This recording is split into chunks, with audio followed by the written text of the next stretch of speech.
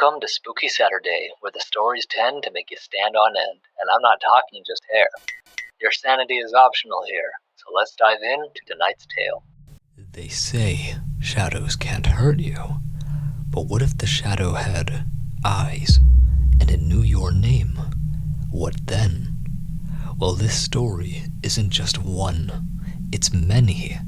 As people around the world gather encounters like this one, only few will speak about it.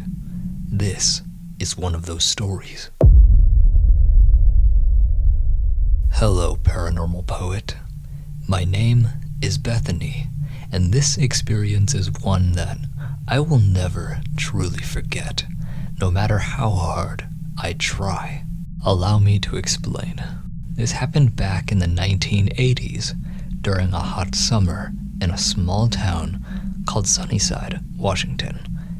At the time, we owned a trailer that sat on the edge of our property. It wasn't a fancy place, but it was somewhere our family would gather when the weather was nice. I remember that trailer clearly. It stood about 8 feet off the ground, perched up in a way that gave you a view out into the yard and the woods beyond. That particular summer night, I was incredibly exhausted from running errands, so I prepared for bed. To finally rest after a long day was the best feeling, but this night would be anything but. It was one of those quiet nights where you could hear the hum of insects and the faint rustling of the wind outside. I had just gotten comfortable, lying there and starting to drift towards sleep, when something interrupted the silence. At first, it was just a noise, a faint shuffle, almost like something moving through the grass. I tried to brush it off as best I could. Probably an animal, I presume. Then, the sound got closer, heavier, as though whatever it wasn't just wandering, it was approaching. Curiosity and unease got the better of me. I had to look, and what I saw wasn't just unnatural. It simply shouldn't even exist. Standing outside, level with the trailer window, was a figure, a black shadow, impossibly tall and thin, easily 9 feet high. Its body seemed stretched, unnatural. What froze me in place were its eyes, piercing yellow eyes, glowing against the darkness. They weren't just staring into the trailer, they were staring straight at me. Soon after, instinct took over and I screamed, waking up my grandparents in the process. They asked me what was wrong, but by the time I explained and tried to show them where it was, the figure had vanished. I swore up and down it wasn't my imagination.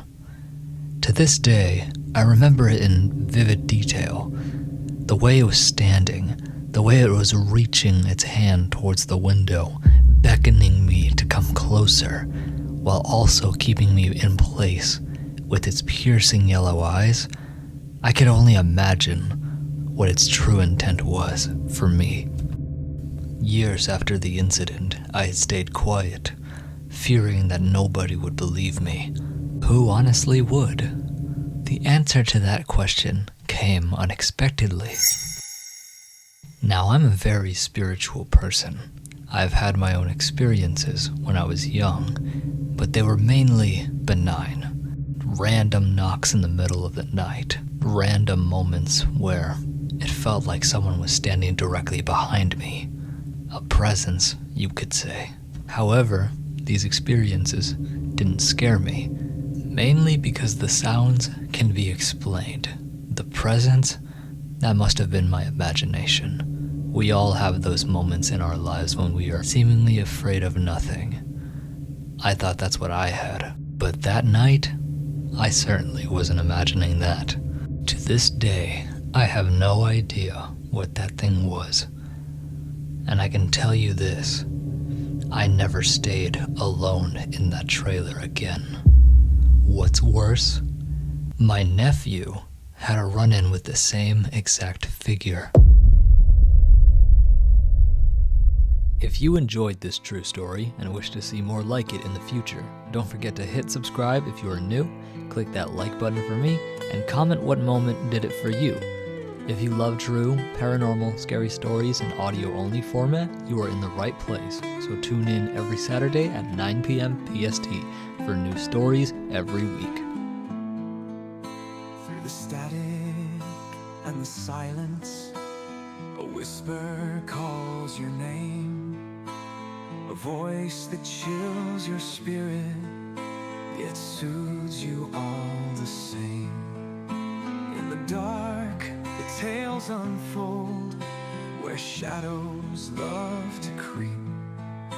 But the echoes in the distance might just rock you back